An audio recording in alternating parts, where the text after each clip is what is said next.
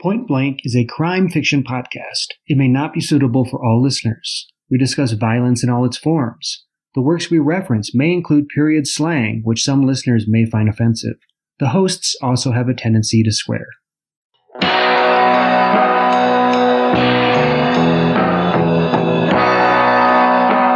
Episode 5, Strangers on a Train by Patricia Highsmith.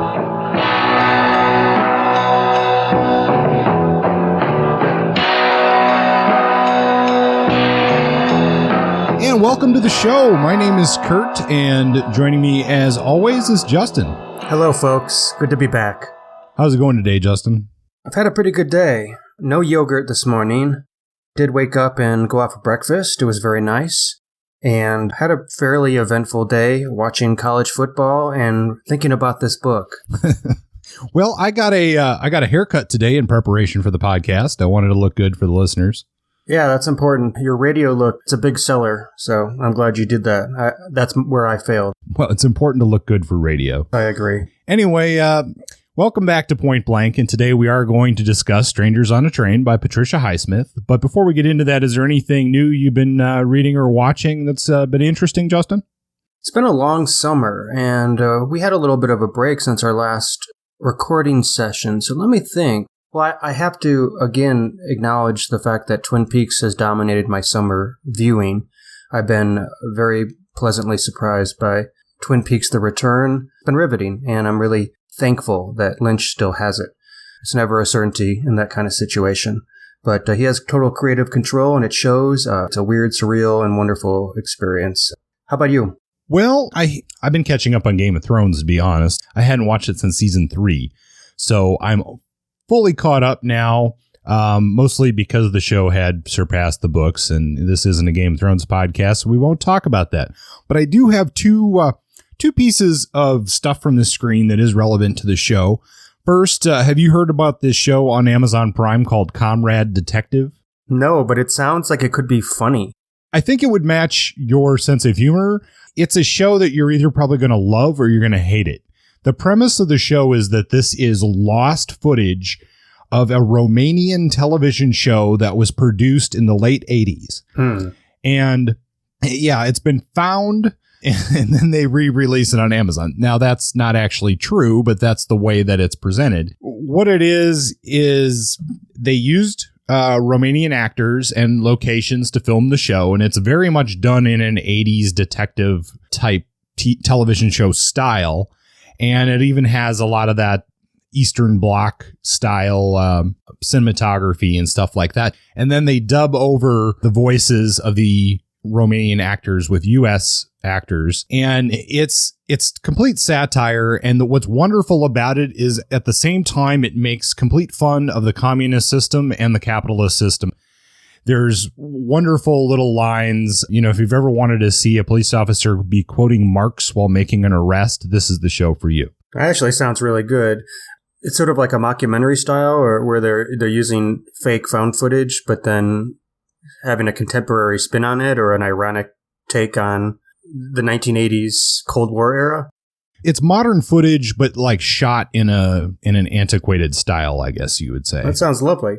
Yeah, it's got, such good lines. Somebody's trying to cross the border and they've got some soap in their trunk. And then the border guard is like, soap, you intend to sell on the black market like a capitalist pig. Oh, man, I've been missing out.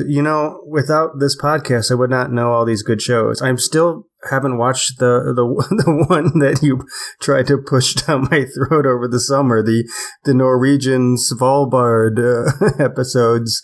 Yeah, that was Fortitude. I guess I'm a shill for Amazon Prime originals. You absolutely are. They better give us some free goddamn memberships or something. I opted out when I stopped getting the student discount. That show, I actually started to watch that. I watched a couple episodes, but I was also doing something else at the same time, so I really didn't give it a fair shake. I also do have one more from the screen, and that is I just went and saw the movie Wind River. Are you familiar with that one at all? I had that on my short list of movies to watch, but it's one of those lists that I don't get to at a regular basis. I sort of have a little head list and then I promptly forget about it. How was it? It was really good.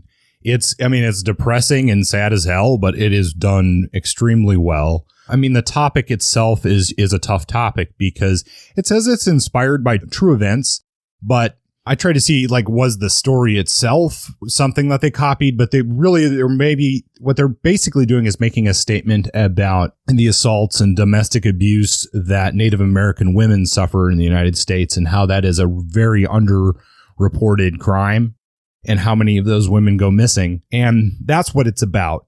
And it takes place on a reservation in Wyoming. And actually, a lot like the show Fortitude, it takes place during a snowstorm. And you get that sense of isolation that builds some of the suspense.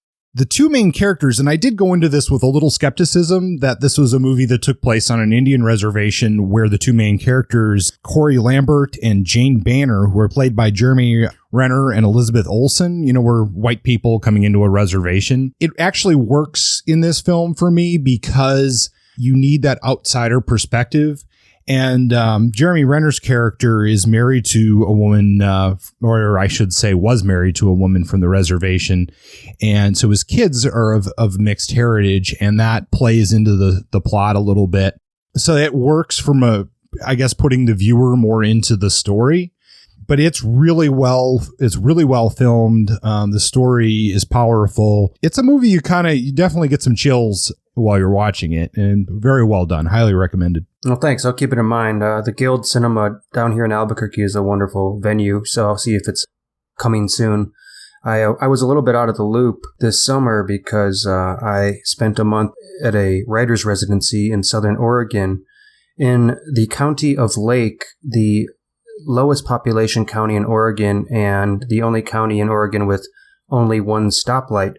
There were no movie theaters. The internet was spotty. And I essentially lived by the song of the coots in our pond in the front yard. It was pretty cool to be that disconnected from reality for that long, especially given how internet heavy my existence has been, especially with things like this podcast and teaching and all that.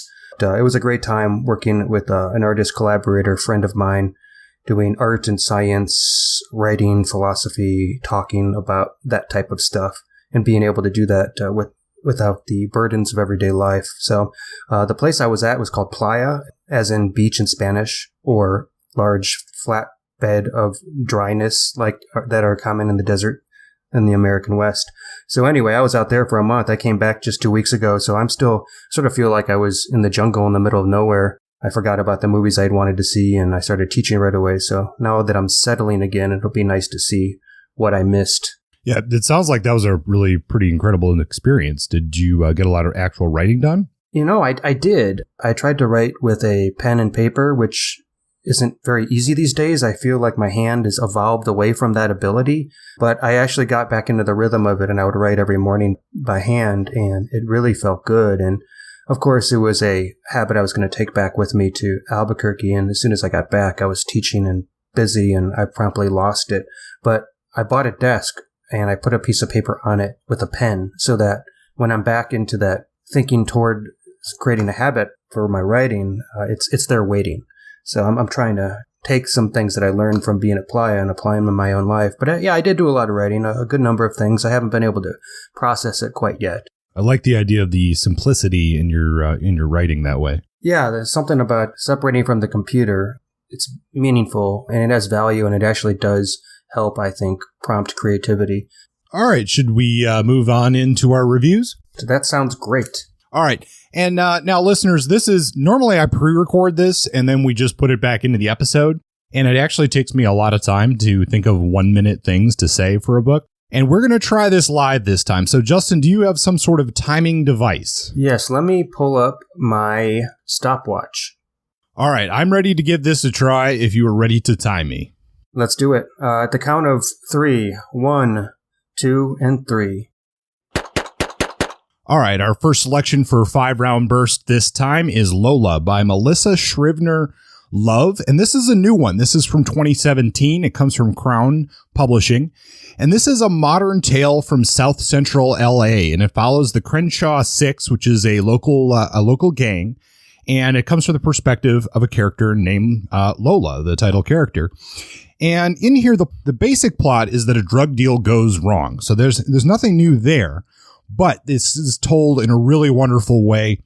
You see everything from Lola's perspective as Latina woman in LA and involved in this community. And the gang gets into a fight for their life, and they have to do anything and everything to protect themselves from the cartel, the police, businessmen, white businessmen, and it's all centered on the character of Lola. This one is a definite hit. I highly recommend it. The fact that it has both a female protagonist and was written by a woman, it's solid. Very good book. Up next, we have The Necessary Death of Lewis Winter. This is by Malcolm McKay, and this came out in 2013 from Mulholland Books. This is what you might put in the Tartan Noir category, so it takes place in Scotland.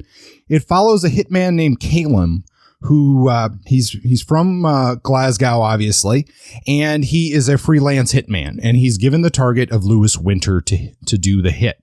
We follow Calum throughout this book, and this one it's a unique style. It works for me. It might not work for everybody, but you're constantly getting the thoughts kind of like on the shoulder of Calum as all of this stuff goes down. And for me, this is a hit, although I could see how the pacing and that the way the story is told might not work for everyone.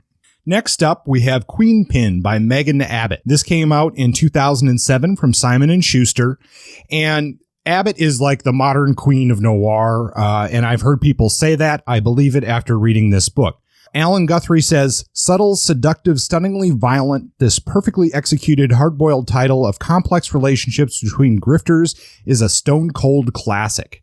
And that relationship that he's talking about is between a young woman who's brought under the wing of the infamous Gloria Denton, a queen of the underworld. And then this story is about how the two women, the mentor and the protege, must constantly stay ahead of the larger male bosses in the criminal gang. This one was a really good hit for me. I'm going to be looking for more from Megan Abbott. Up next, we have 4 Novellas of Fear by Cornell Woolrich. This includes the stories Eyes That Watch You, The Night I Died, I'll Never See Me Again, Murder Always Gathers Momentum. This came out in 2010 from A.J. Cornwell Publications. These were originally published in 1936 to 1940. And these are short enough. I don't really want to say anything to give this anything away, but this is stories of ordinary people put in extraordinary circumstances and things go poorly. We'll be covering Woolrich in a future episode, so I'm really looking forward to looking at him more deeply in the future. And our nonfiction selection for this episode is Great Lakes Crime, Murder, Mayhem, Booze, and Broads by Frederick Stonehouse. This came out in 2004 from Avery Color Studios. And this is one of those local history books that you're not going to find if you don't live around the Great Lakes. Justin and I both grew up in Great Lakes states. So you do grow up learning about the history of the Great Lakes, but you don't hear a lot about this stuff. This covers murder, mutiny, rum running, gun running, floating brothels, all of that kind of good stuff on the Great Lakes. 2 of the stories I like the most are 2 characters who are really the only pirates that came out of the Great Lakes. A character named Dan Seavey. He actually has a rum named after him now, coming out of Milwaukee. And Captain Bully Hayes, who went on to become the terror of the South Seas, but he got his start on the Great Lakes. And this one, it's good, but it's all like little short stories. So as a whole, it's just okay, but it goes into that covering fire category I talked about in a previous episode. Lots of little interesting bits here that might get you down another rabbit hole. So that is our 5 books for 5 round burst. On to the main topic. All right, so our main topic today is Strangers on a Train by Patricia Highsmith. This is her first novel, her first major work, and it came out in 1950. Here's how it starts. Middle-class architect Guy Haynes meets erratic alcoholic Charles Bruno on a train bound for Santa Fe. Over drinks, they get to talking about their life problems, and apropos of nothing, Bruno suggests they swap murders. Bruno offers to kill Guy's estranged wife if Guy would agree to kill Bruno's elderly father. It would be a perfect plan, Bruno argues, in that no one would suspect a stranger. Guy refuses and departs, thinking Bruno drunk and insane, or at the very least, facetious. The next day, Guy exits the train and figures that weird drunk Bruno is out of his life forever. But, of course, things don't work out that way. Of his own accord, Bruno takes a 24-hour detour from Santa Fe to Texas and murders Guy's wife. The investigation leads to Guy, but eventually goes cold. Guy briefly suspects Bruno, but not seriously, until Bruno, who calls and writes Guy incessantly, implies his involvement in the murder. Guy entertains turning Bruno in, but he fears being found complicit. Bruno pesters and prods Guy to carry out his end of the bargain. Worn down by Bruno's hounding, Guy follows through with Bruno's plan, killing his wealthy father, with hope that Bruno will finally leave him alone. But there is no shaking him. They are bound now by their deeds as brothers in blood, and it doesn't take long for Bruno to insinuate himself into Guy and his fiancée Anne's life, using the murders both as excuse and casual threat. Like a character in a Dostoevsky novel, Guy begins to psychologically unravel. Meanwhile, a private investigator named Gerard, who was in the employ of Bruno's late father, gets closer and closer to solving the murders. The end, I won't quite spoil here, but let's just say that in the end, Guy is forced to make a choice, and there is no Bruno to hold him back. In fact, I don't think the end matters so much as the psychological roller coaster we're forced to ride from the moment Guy and Bruno meet as strangers on a train. This novel, Highsmith's first, is suspenseful, pull-no-punches noir. There are no clear winners. As for the writing, it is heightened and literary, no hard-boiled street slang here, and yet I found myself at times missing the wisecracks and the figurative language that makes the best hard-boiled writing so fresh. Though the novel is overall a slow burn, I found it engaging and well-written. Highsmith excels as a student of flawed characters trying to free themselves from impossible situations, and this novel introduces to the world one of the more interesting psychopathic fictional villains in Charles Bruno. I give Strangers on a Train 4.5 kill shots. Kurt, I have a feeling you disagree. How did you know, Justin? As Phil Collins says, it's in the air tonight. Yeah, what do I say about this one?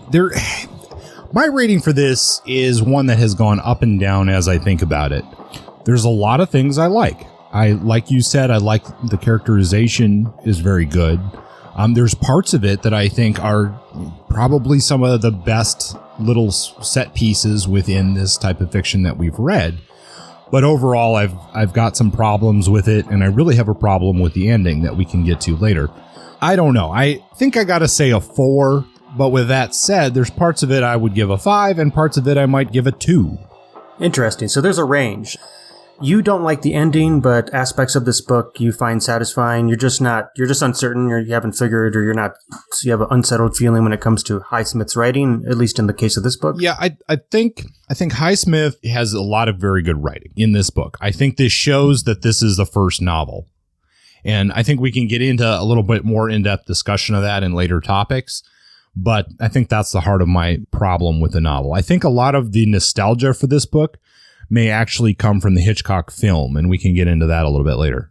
Yeah, and that's a film I have not seen, and I'm sort of glad that I haven't, because Hitchcock's a master, and I can only imagine the noir aspects of that film would shape or mold my thinking on the book. So I'm trying to think of this book as a singular piece of art at a certain time. I mean, this came out at the same time as Jim Thompson's The Killer Inside Me, which we read in our first podcast. So I tried to weigh those two books against one another in terms of power, impact, as noir, different sort of approaches to the noir style. And I came out feeling that they both have earned their place in the canon. So do you have any thoughts on her background or anything like that? Yeah, let's talk a little bit about her. Highsmith was born in 1921 in Texas. She would live until 1995, where she would die in Switzerland. And she did spend a considerable part of her life living in Europe. And once she moved there, she never came back, really. She would write 22 novels, and there are over 24 film adaptions and even more adaptions for television of her work. And her one series character is Tom Ripley from the Talented Mr. Ripley books. And that's something I might want to look at later, because she writes that later in life, and I'd like to see how her style has changed over time. But as a child, we've talked about how family influences life in previous episodes, and Highsmith did have a little bit of a troubled childhood as well. her biological father and her mother divorced right before she was born. And her mother would then remarry within a couple of years, and then her stepfather would raise her. And she seemed to have a lot of resentment about that, or that definitely played into her life. There were some stories that she shared that her mother may have tried to abort her, and that she carried some resentment about that throughout her life. Although biographers have shown that that may not have been the case, that actually her biological father is the one who tried to force her mother to do that. She also seemed to carry a huge grudge about a summer that she had to spend with her grandmother back in Texas away from her mom. But what is important about that summer away is that her grandmother had a rather extensive library, and that's really when she took to a love of literature. She would go to college at Barnard College in 1942, and her work would be influenced very heavily by existentialism, particularly Dostoevsky. And throughout her life, she would have very complicated relationships with people. She didn't have very many friends. She liked to stay to herself. She liked animals. She did have a number of illnesses like previous authors we've talked to. And she suffered from depression on and off during her life. Interestingly, I thought she actually starts work out of college as a comic book writer before she ends up at the Yaddo artist community. That's when she would write Strangers on a Train during an artist retreat, much like you just had. So, Justin, I expect your version of Strangers on a Train to come out next year. I'm working on it. Very good. And interestingly, she actually meets Chester Himes, who we're going to talk about next episode. They were at that artist community at the exact same time. Interesting. Yeah, that gets us to Highsmith's life of when this book came out. And again, it is a first novel. And for a first novel, it became very popular. The film was made very quickly after the publication of the book. And then she would go on to her further success. I mean, she did, like I said, she had a lot of troubled relationships with people, both people that she loved. She had relationships with both men and women, and her publishers, and basically everybody. She liked to piss people off. She was a complicated woman in that regard. In fact, Otto Penzler, who we've mentioned before, the publisher and critic of this genre of fiction, called her mean, hard, cruel, unlovable, and an unloving person. Wow. Also, she had issues in terms of her relationship to feminism and women's lib type stuff. She didn't seem to be really fond of a lot of the more defiant women's activism, despite being a queer person herself and being relatively liberal in other regards. So, I mean, she was sort of all over the map when it came to political viewpoints, and I couldn't say for sure, and maybe nobody could, just what they truly were, what she really felt. Because when she's working the public, being such a private person and such a, not misanthropic, but what's the word I'm looking for? I think it's fair to say she was fairly misanthropic. So when it came to the way she engaged with the public, she's not going to give a straight answer. She's not opening her heart. So I think she'd play coy and maybe send people down dead ends or give them false leads. If I were her, I'd get pleasure out of that. I do wonder, I saw some of the biography Beautiful Shadow, A Life of Patricia Highsmith by Andrew Wilson, and a variety of other shorter writings on the internet. And there's a lot of criticism of the way that she presented herself to others. You know, there's a misanthropic streak. A lot of people harp on the fact that she was a lesbian out of the closet in Switzerland, away from America, and that there was a lot of guilt and shame associated with being out. And obviously in the 1950s, it was different than it would be today to have to deal with that type of aspect of self. But it seems that for all of her foibles, for all of her personal issues, alcoholism being another one, what makes her that much different than any of the other guys that we've been talking about? They're all in their own ways messed up and complex.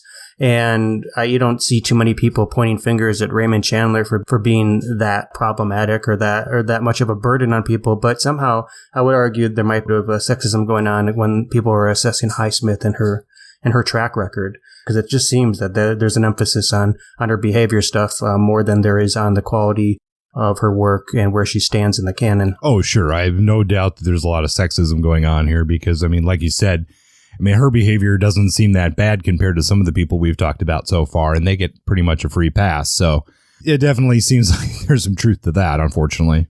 But there are also truths to the fact that some of her behaviors as a young person, she had sort of an obsessive compulsion to the point where she admitted having stalked women, and that stalking behavior would become the fodder for some of her books, including one called Carol, which was turned into a movie recently and that demonstrated or articulated to the best extent her experiences as a queer woman in a romantic tryst in New York. But that's not the book we're discussing.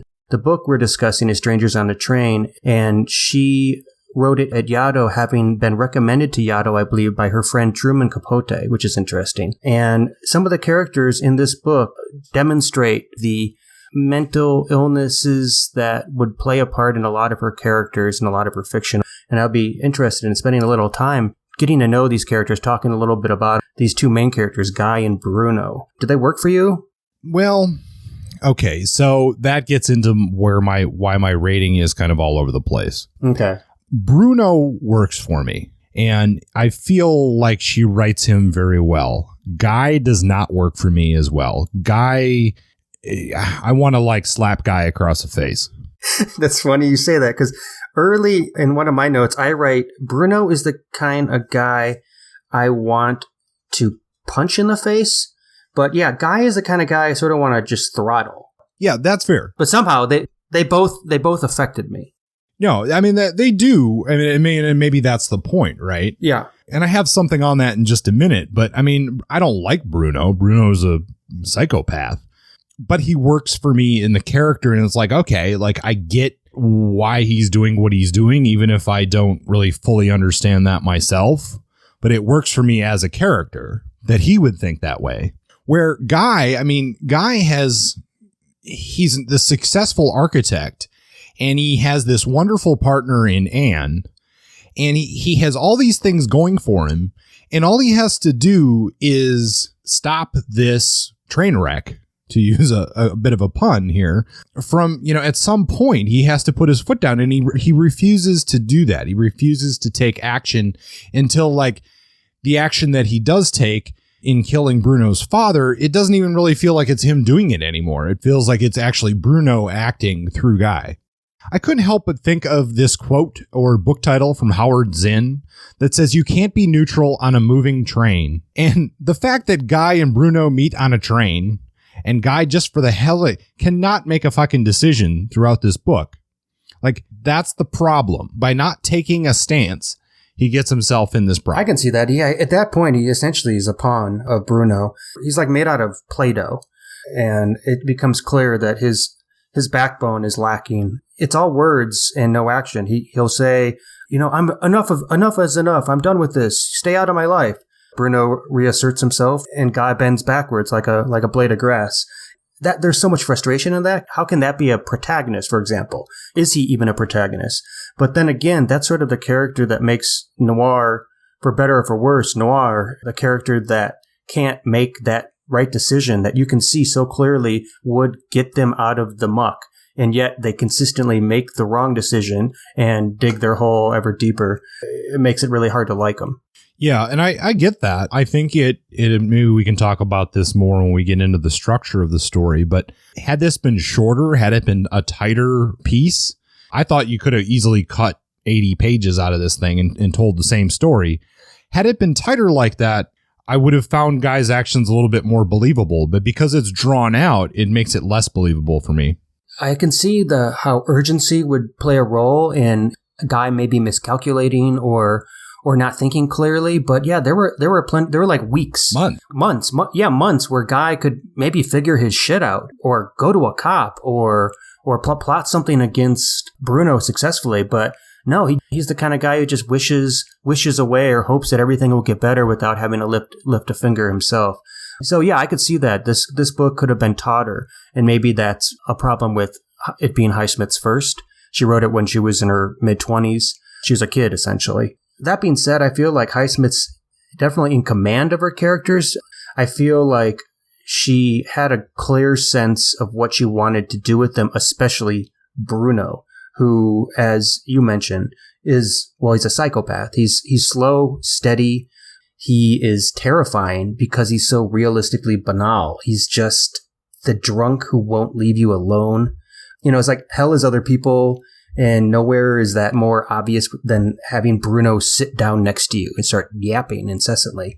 He's just the kind of guy that would irritate you, get under your skin, but then the fact that he had this undercurrent of psychosis and this murderous intent and this refusal to let go, which I wonder to what extent that plays a role in Highsmith's own obsessive tendencies, her need to like follow people and see to an endpoint that only she knows about. That's almost like she's really channeling a lot of her own psychological tendencies in Bruno, because he's really fully dimensional in a way that the best villains are. Oh, yeah. I mean, Bruno is a great character, and Bruno, I think, is really as iconic as Lou Ford when you get down to it. She does such a great job with Bruno, and maybe that's why I have such a problem with Guy, is that Guy doesn't seem like the great second fiddle to Bruno.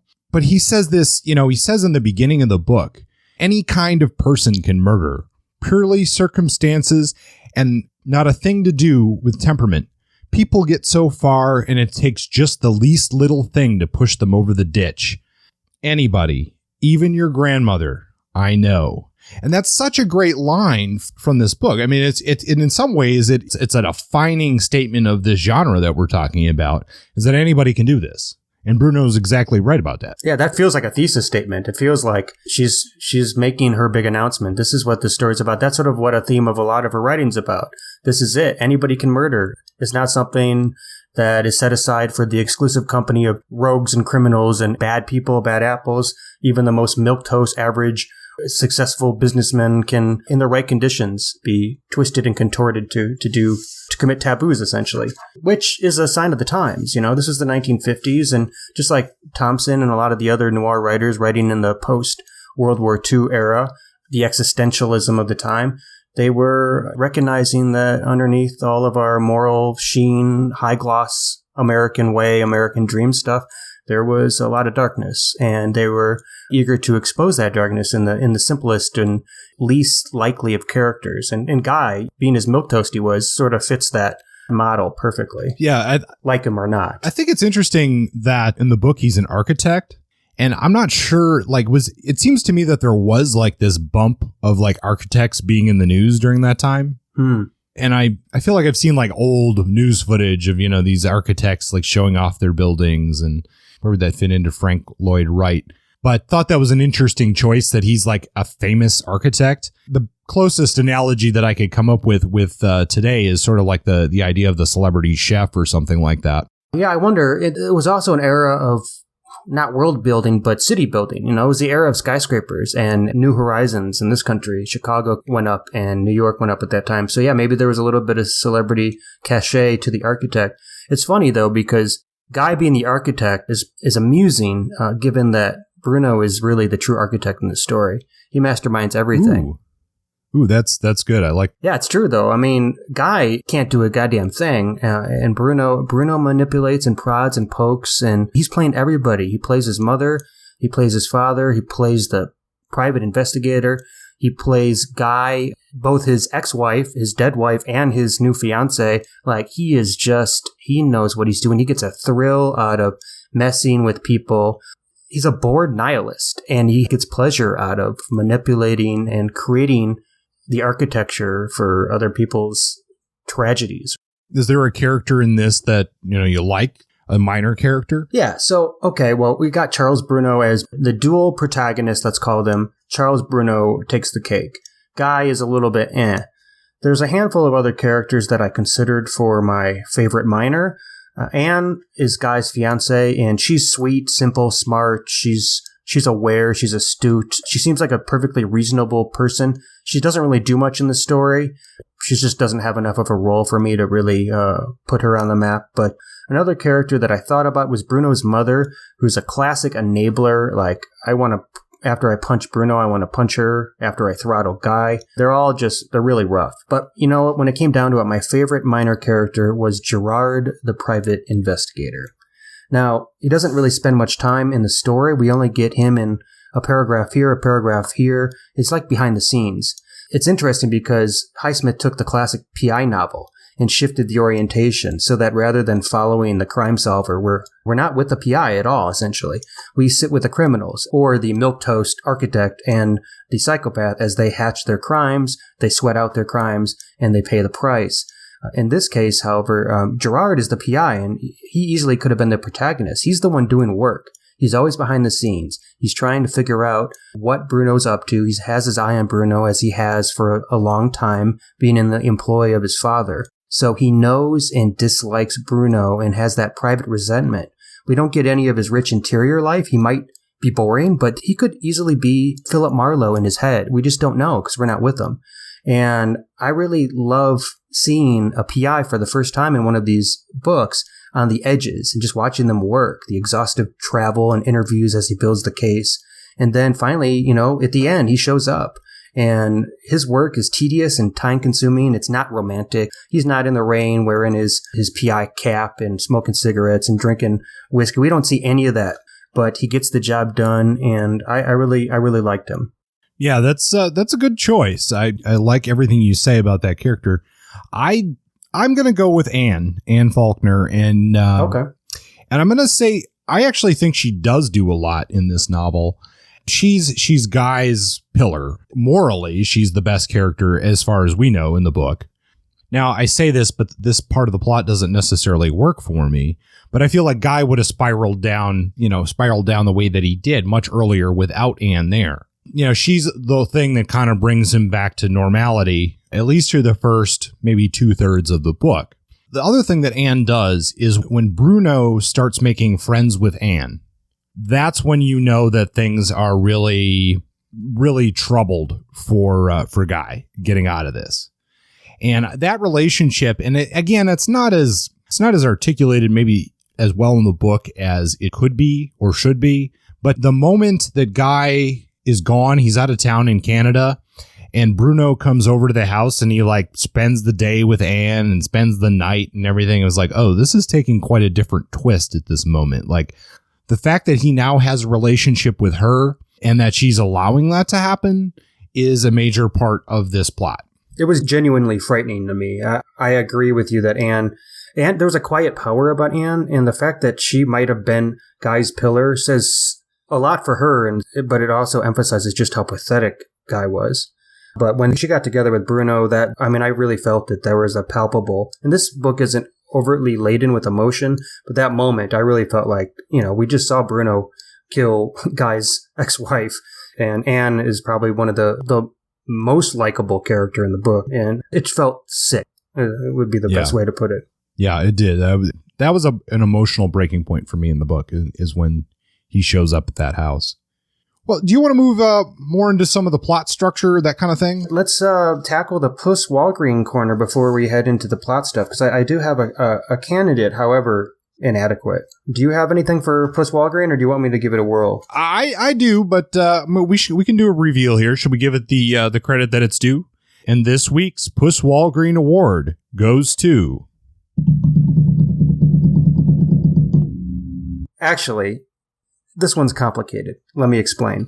Okay. My Puss Walgreen today, it is not a traditional Puss Walgreen. I read through this book looking for character names, and I really struggled. Highsmith is not a writer who revels in creating quirky or weird character names like Annie Proulx, who whips up almost every other character is just bizarro combination of nouns, and it's a real pleasure to read.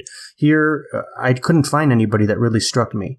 So what I did was I read in Beautiful Shadow, the biography. I inquired as to why Highsmith had given Charles Bruno that name, and I read a section in the biography that explained the origin of his name, and I wanted to go with that as my Puss Walgreen. So let me read. Patsy experienced escapism and a certain amount of vicarious pleasure in January 1935 as she followed the high-profile prosecution of German immigrant Bruno Richard Hauptmann for the kidnapping and murder of Charles A. Lindbergh Jr., the baby son of the aviator. The 14-year-old was so transfixed by what became known as the trial of the century that she took to summarizing the findings in her diary. 12 years after, in 1947, when Highsmith was writing Strangers on a Train, she would unite the names of murderer and victim to create the first of her psychopathic killers, Charles A. Bruno. I came across that. I liked it. It felt like a nice origin story for such a complex character who was both the murderer and the victim, in a sense, the victim of his own psychopathic illness. So that's my probably not acceptable to you, Puss Walgreen, for this week. Well, I don't know. It's not necessarily in the spirit of our Puss Walgreen Award, because you're right. There aren't a lot of minor characters, and her names are, for the most part, pretty normal sounding, unlike some of our other authors. And, and maybe this goes to my dislike of this character, but I absolutely hate the name Guy Daniel Haynes. Yeah, he doesn't help his character or his name much. What's his middle name? Andrew? Daniel. Guy Daniel Haynes. I just don't like it. Yeah, okay. You know what? You can have it. Okay, I was actually going to go with the combination of Guy and Bruno because I didn't like either of them. But the fact that Bruno is a last name and not a first name, that changed it for me. Yep. I actually have that in my notes. If Bruno was his first name, that would have been easy for me because it reminds me of Bluto from Popeye. Just something about it is it's too hefty. It's too corny for a villain. She salvaged that name for us. But yeah, she didn't do anything about Guy Daniel Haynes. It's a difficult Puss Walgreen this round. We apologize. We will try to up the ante next time around. I think we'll have much less difficulty with Chester Himes' The Real Cool Killers, based on what I remember from the character names in that book. It'll be hard to pick who isn't a Puss Walgreen Award. It's an absolute cornucopia of bizarro, wacky names, so stay tuned. We should maybe switch gears a little into plot, theme, style, and setting. And I have a couple things, not a whole lot, but a couple things that stood out to me about Highsmith's approach to writing. One thing I like is her use of language is different than what we've been experiencing in the previous books. The first 4 books really we've read are in the hard-boiled tradition. Highsmith deviates. Her writing is a little more literary. It's a little more reserved, maybe you might say European or cultured, even though she was living in New York at the time. It's clear that her headspace was not in the streets. It was more in the suburbs. It was more in more sophisticated arenas. She doesn't use the street slang, and she deals with characters who are operating in middle class or upper middle class society. There's a lot of drinking. There's a lot of fancy parties. There's a lot of suburban homes. There's a lot of, just different terrain. And we've been really wallowing in like working class and street level poor, the disenfranchised, the rough and tumble. And now we're up here in Manhattan with successful people and watching, mayhem ensue. And that was unusual. And this is a hallmark of Highsmith's style, especially when she eventually moves to Europe. She doesn't deviate from this higher level, sophisticated writing.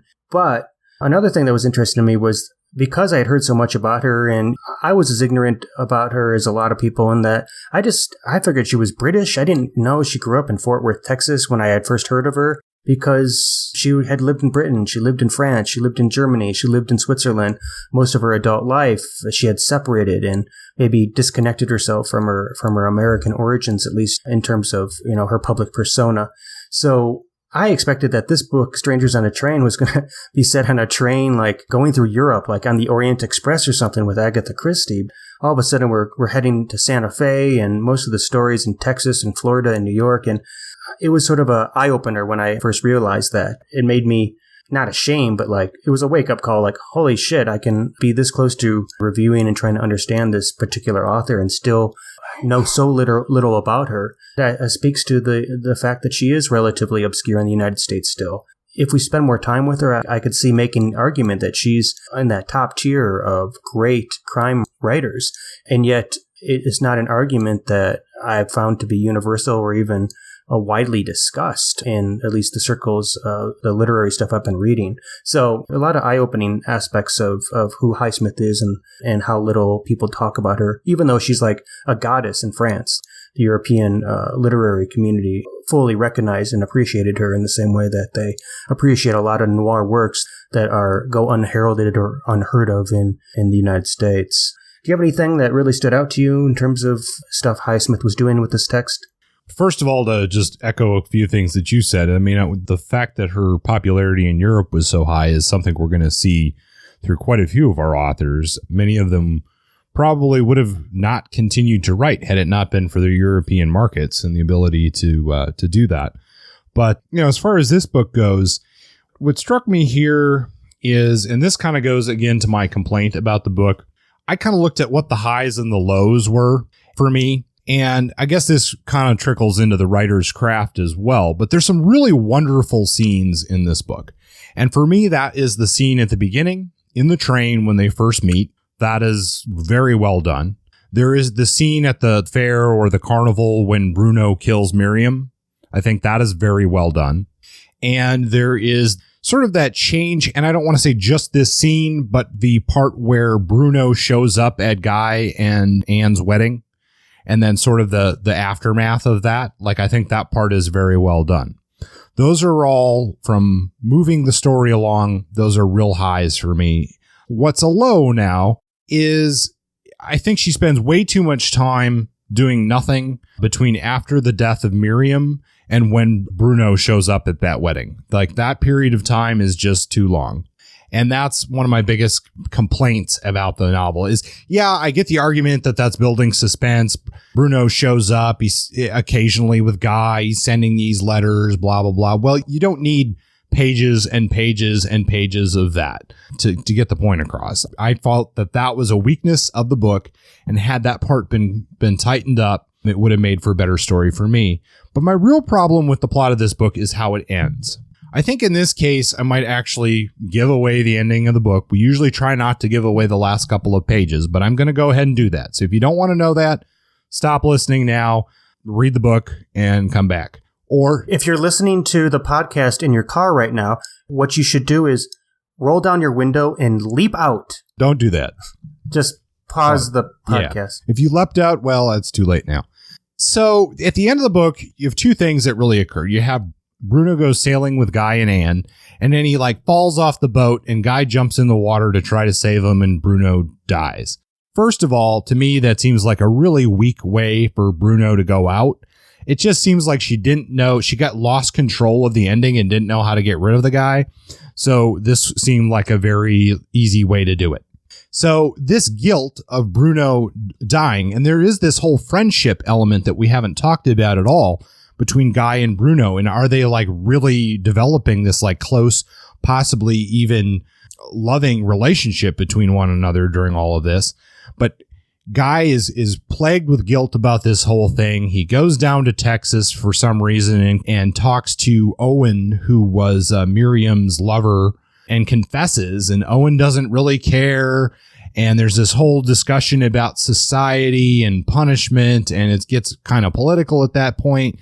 And because Owen doesn't care, and you think Guy is just going to have to go through with his life of guilt, which would have been a better ending for me, you find out that somehow the phone was off the hook and the detective was listening in the whole time, and then they arrest Guy. No. But Gerard was a hard worker. He worked for that victory. Well, that's fine, but it just doesn't make any sense. Let Gerard get that some other way, or how did he sneak into the room and knock the phone off the hook? How did he know he was going to bring Owen back there and tell him all this stuff? He didn't know any of that. It just... I get it. I'm joking about Gerard. I like him as a character, but no, I admit that when Bruno drowned, this train went off the rails a little. He was the most interesting character. He was the driver of the plot. He made everything happen. And he either did it on his own or as a puppet master to Guy or to Anne or to anybody.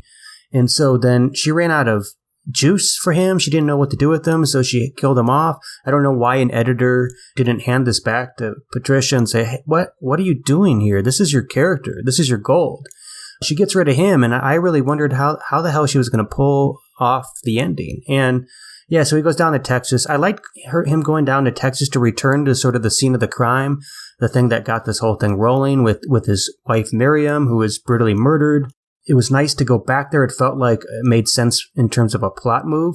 But then, yeah, you're right. Gerard just sort of sneakily happening to be there listening in. Maybe he did his due diligence and he earned his spot there, but because he's off camera most of the time, we don't see it. So does it feel earned to us as readers to have like this deus ex machina is like sort of, oh, look it, you did get caught, you'll pay for your crimes, like the end. It felt very like a Hollywood producer said, okay, we got to change this, we got to bring some finality to this, make sure he doesn't get away. And instead of the ambiguity, which is more favorable for noir stories where things don't end well and you have to live with the consequences of that. Yeah, exactly. That's what I'm saying. I think it would have actually been more powerful to let him confess, have him have this breakdown of consciousness, and then just have to go on with his life, not have the detective be there to arrest him. But, this is actually a good time, I think, to bring in the Hitchcock film, because the ending is very different. Like, the plot elements of this are very different. It all ends up at like a carnival,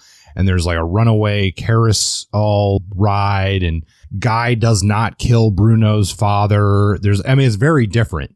But Hitchcock, and actually Raymond Chandler was involved in the script in this as well. Those were elements that they changed because they didn't like it. Now, Hitchcock went the safe route, and he didn't end up with Guy like really getting a lot of, because in the film he doesn't kill Bruno's father. There's morally at the time, there's no reason to like have Guy be punished. It's just punish Bruno. Now, the rumor is that when Chandler finished the script and gave it to Hitchcock, Hitchcock was so pissed at him that he just threw it in the trash and didn't look at the thing. I think I remember this from the Chandler biography. I remember he was living in south of LA at the time, and this was when he was drinking plenty. Heavy. Yeah, he was in one of the deep drinking modes.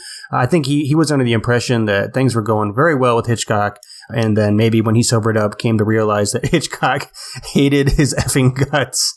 Yeah, but supposedly this Chandler script did go, at the time anyway, the more dangerous route, and he had Guy ending up in a straitjacket in a mental institution or something like that because of this emotional stress that Bruno had put him in. But they definitely saw when they were making this movie that elements, like there's a lot of great stuff to work with in this book, but to film it, they really had to play with the structure. Do you feel like the adjustments made to the film are a more satisfactory way to resolve this plot? Well, I think it's another way. I haven't seen the movie since, I think I watched it early in college. So that's almost 20 years ago. It's memorable enough that I kind of remember scenes from it. And I did watch a little bit of a trailer before we were going to record today. And I do want to rewatch it. Let's kind of maybe get into the legacy of this book and Highsmith in general. I think this is one of those that if you didn't have that film, I'm not sure that this would be a standout novel of Highsmith's work. Now, would I think that Highsmith is still a well-regarded author? Yes, I would, because, some of these other pieces are really good. But would this first novel be one that pops up when you search her name without Hitchcock? Probably not. That's a good point. If Hitchcock signs on to turn your first book into not just a film, but a great film, it really sets the bar high. It's going to put you on the map instantly, and you're going to always have to live down that first triumphant moment, which, I think could sink a lot of writers. Somehow she was able to endure that, maybe because she knew how to create distance between her public persona and her private life. Her move to Europe probably didn't hurt. This book could have easily just been relegated to the dustbins of history had Hitchcock not gotten his hands on it. That being said, I haven't read any of her other books, and so her canon is very new to me. I think I'd like to get into one of her other pieces, maybe one of the Ripley books down the road, maybe for episode 30, if we last that long. In terms of her legacy, I feel like David Cochran, who wrote an essay called Patricia Highsmith and the Everyday Schizophrenia of American Life, he had some thoughts on her that I wanted to share. Highsmith's unsettling themes undermined the certainties of the post-war American consensus. Her subterranean explorations into the national character challenged the moral and psychological fitness of Americans when they were proclaiming themselves moral leaders of the world. Highsmith destabilized the era's dominant assumptions by positing a world in which even the most fundamental beliefs may be overturned. The chaotic, violent, irrational events that take place normally occur around the hero, whose job it is to unravel the seemingly irrational events and fit them into a logical paradigm. Highsmith, however, dissolved the hero's integrity as an ego. The suspense is no longer whether the violent events will catch up to him, it's whether he will do them. And even if he doesn't do them, in fact, he does in fantasy. Similarly, Highsmith admitted ownership of the violent material lying just beneath the surface of American culture. I think she came in like Jim Thompson, at the right time with the right attitude to try to overturn or challenge a lot of American assumptions about power and right. And I think that, like him, in her own way, through her own trauma and through her own challenges in life, found a way to really tap into the recesses of the human soul and make us think. Yeah, I definitely want to revisit her. I mean, there's a lot in here I like, and even though I'm picking this book apart a little bit, I want to see what else she does. I do think her portrayal of these, particularly the Bruno character in this, is yet another iconic character in the genre. And we talked a little bit about Patricia Highsmith's somewhat difficult personality and her difficult relationships with other people. But she brings that to these novels, and found a quote here from the LA Times that said, "Only Patricia Highsmith could phrase a novel of life-changing love in the language of Jack the Ripper." I love that. I like that. I mean, because she, let's be honest, most people have difficult relationships with other people, and maybe Highsmith had more difficult relationships than most, but she really carries that into making these characters, or at least some of the characters in this case, feel very, I'm not sure believable is the right word, but, very real. The other one that I had, and this is kind of an overview of her work, and this comes from the author Graham Greene, who wrote a lot of spy-type novels. Yeah, I love Greene. Yeah, Greene is great. Maybe we'll have to work him in somewhere if one of his books is more appropriate. I have the one. Okay, for a future episode. Well, anyway, Graham Greene says that Highsmith is the poet of apprehension rather than fear. Fear, after a time, is narcotic. It can lull one by fatigue into sleep, but apprehension nags at the nerves gently and inescapably. I think that's a good quote to say everything that is right about the novel that we just read. Yeah, I can see that. I would like to conclude with two Highsmith quotes here that sort of capture her push-pull complexity. One is Highsmith, quote, hated food, period. It's so taut and simple and cuts right to the chase. Another one is told at one point by an agent that her books don't sell in America because the people in them are unlikable. She responded that perhaps it is because I don't like anyone, and proposed that in the future she write about animals. I'd kind of like to have a drink with Patricia Highsmith. Yeah, it would have been interesting. For sure. I mean, probably annoying and crotchety at the same time, but it would have been enjoyable. But hell, I mean, how likable are we? Perhaps we're destined to be crime writers, Justin. It's time once again for Real Stupid Mysteries. This week, join us for 18 Wheels of Death, a Burt Renegade trucker mystery. He's got a tank full of gas and a trailer full of kick-ass. Man, this Burt guy is just going to slay. I can't wait to see these things turn into films. Well, you've heard it here first, everybody. That's Burt Renegade. We're accepting bids for film options now because this book, it's gold. He's got a hell of a mustache, let me tell you that. Time for Subject Unknown. And what do you have in mind this week for Subject Unknown, Justin? Well, for this edition, what I did was thought about Highsmith in the context of her written work and remembered that on my shelf I had a piece by her, a nonfiction book called Plotting and Writing Suspense Fiction. It was put out by St. Martin's Griffin in 1983, and it's essentially a craft of writing text. And I have a couple quotes from it, and I wanted to sort of plumb the depths, the recesses of Highsmith's brain and see what makes her tick as a writer and see what kind of advice she might have for beginner writers. So, in the foreword, Highsmith addresses her audience directly. She says, "This is not a how-to-do-it handbook. It is impossible to explain how a successful, that is readable, book is written. But this is what makes writing a lively and exciting profession, the ever-present possibility of failure. Therefore, I have dwelt as much on my failures as successes here." This aspect about focusing on failures being one of the key points to success as a writer really rings true to me. And it's just amusing to me that she brings it up right off the bat because I barely know her, but it just feels like such classic Highsmith to just be like, come on, let's just cut to the chase here. We're all bound to lose. This is a shit show, but be prepared for that and life will be fine. There's a slight whiff of misanthropy here.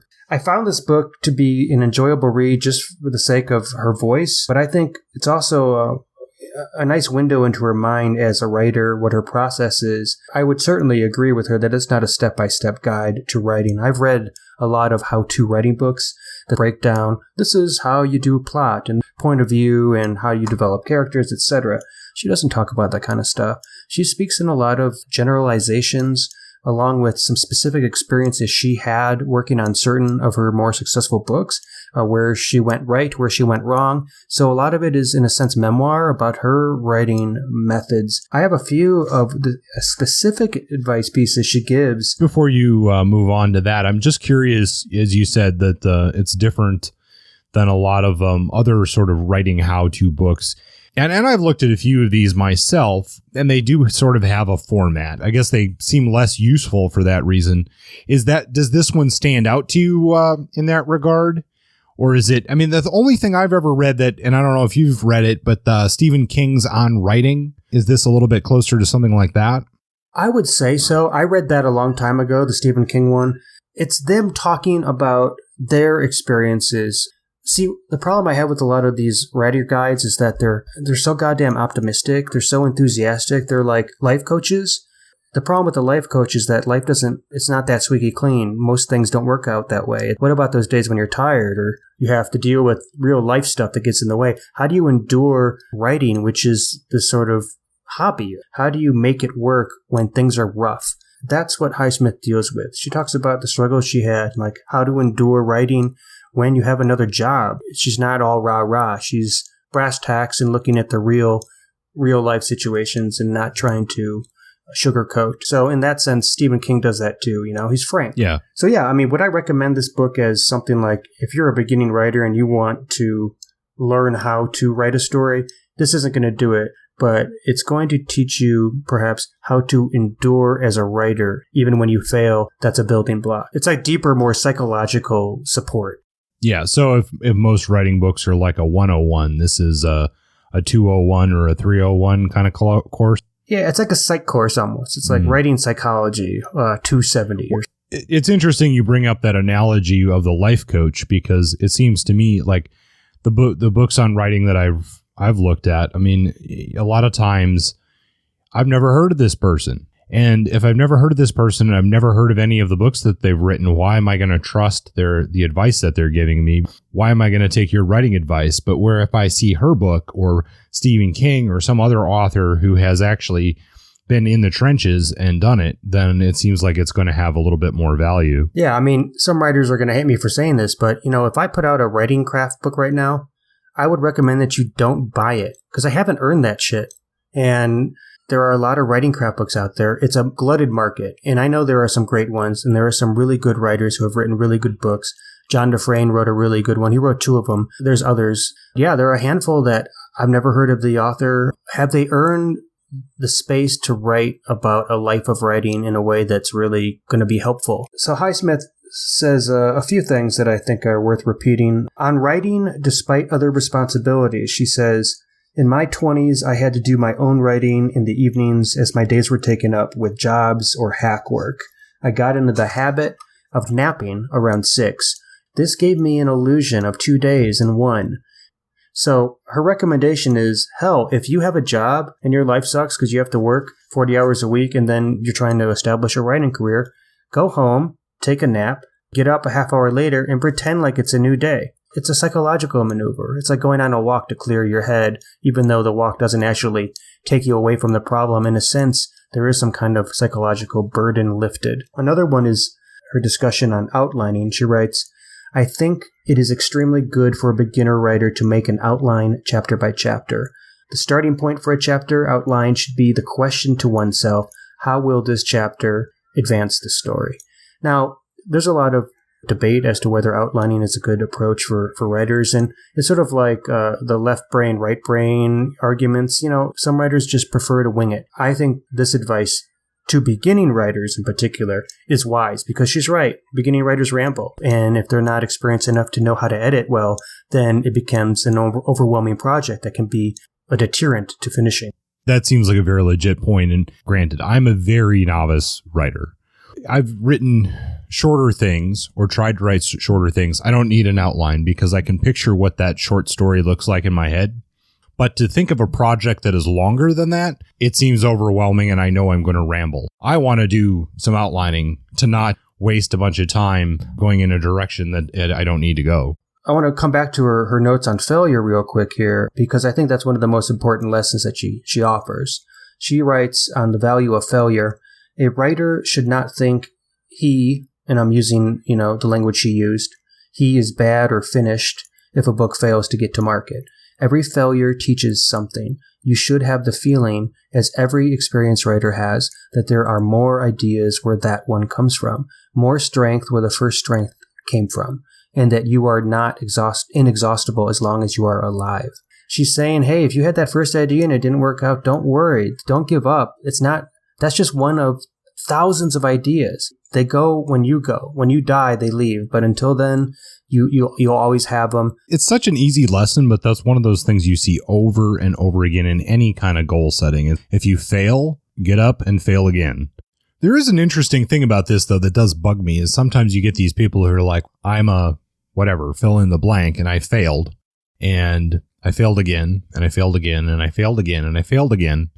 There's a certain amount of entitlement to, I deserve success at some point. And that's also a problem. Like, well, if I do it 3 times, then do I automatically pass go? No, it's still a crapshoot, and there's still a lot of work, a little bit of luck that goes into getting to that next level. There's an evolutionary process. You should be adapting from your failures, not just doing the same thing over and over and then going, when do I win? Well, yeah, exactly. If you don't improve, you're doing the same thing. That's the definition of idiocy, right? Unless you're wealthy and you have the right connections, and then the world is your oyster. Look at our president. that is a whole different ballgame right there. Finally, Highsmith says, and this speaks to the first book in all of her work, but, she's a suspense writer, and she's the first writer that we've read that is more suspense writer than noir, than hard-boiled, and she writes about the marks of quality in suspense fiction. Quote, the suspense writer can improve his lot and the reputation of the suspense novel by putting into his books the qualities that have always made novels good: insight, character, an opening of new horizons for the imagination of the reader. If, for example, a suspense writer is going to write about murderers and victims, about people in the vortex of this awful world of events, he must do more than describe brutality and gore. We should try to shed some light on the minds of the characters. He should be interested in justice or the absence of it in the world, good and bad, and in human cowardice or courage, but not nearly as forces to move his plot in one direction or another. In a word, his invented people must seem real. Again, that's great advice. And again, we read a first novel, and I, even though or at least I was a bit critical of it, I want to read more. I want to see where she goes. I want to see how she develops as a writer, and hearing things like what you just said, that compels me to read more right now. I'm with you. I think that she's one that's definitely going to be on a repeat list. And having read her first one, it'd be cool to read one that she wrote deep into her career 20 years later and just see how much it reads the same and to what extent, see where she really developed. It's interesting with writers who have long careers like this, who write a lot. You can really trace their evolution over time. And I look forward to doing that with Patricia Highsmith. Well, that brings another episode of Point Blank to an end. For upcoming episodes, next episode 6, we have Chester Himes' The Real Cool Killers. Episode 7 is going to be The Black Mask Boys, Masters in the Hard-Boiled School of Detective Fiction. This is a collection of short stories edited by William F. Nolan. Episode 8 is Shoot the Piano Player by David Goodis. And episode 9 is Night Has 1,000 Eyes by Cornell Woolrich. So if any of those sound interesting to you, you are going to want to pick up the book and read ahead, because as you know, we do a lot of spoilers. Justin, is there anything you would like to plug? Yes, I'm going to plug another one of my projects because I'm feeling incestuous today. I am the editor for a literary journal called Manzano Mountain Review, and our first issue has been released online in November. But we're always looking for high-quality short fiction, nonfiction, and poetry. We like raw, gritty stuff, interesting characters, well-constructed plots. If you have something you'd like to submit, go to our website at Manzano, that's MANZANO, mountainreview.com, and click on submissions. So check that out if you're interested. Would it be appropriate for me to write a story about passing out drunk in the high mountains of the Manzanos? Well, that would be clearly a fictional story, not memoir. Obviously. Of course you could. In fact, anybody can submit work, and we will pick you based on the quality of your work. Oh, okay. So that is a little different than when you first pitched it. Awesome. Well, that concludes another episode of Point Blank. And if you liked what you heard, please give us a review on iTunes, subscribe to the show. That really helps us out a lot. Tell a friend. That's probably even more important. If you can't do that, you can also like our Facebook page at Point Blank, Hardboiled Noir and Detective Fiction. We do a lot of updates there, as well as share the show notes. Justin, we're now on Twitter as well, right? Yes, we are. You can find us on Twitter at, I believe it's Point Blank Noir is our Twitter handle. If you have questions about the show, you want us to focus more energy on a specific writer, you have a critique about something we said that you want to address, get in touch with us either through Facebook, through Twitter, or contact us via Gmail at pointblanknoir@gmail. Anyway, till the next show, have a good evening, folks.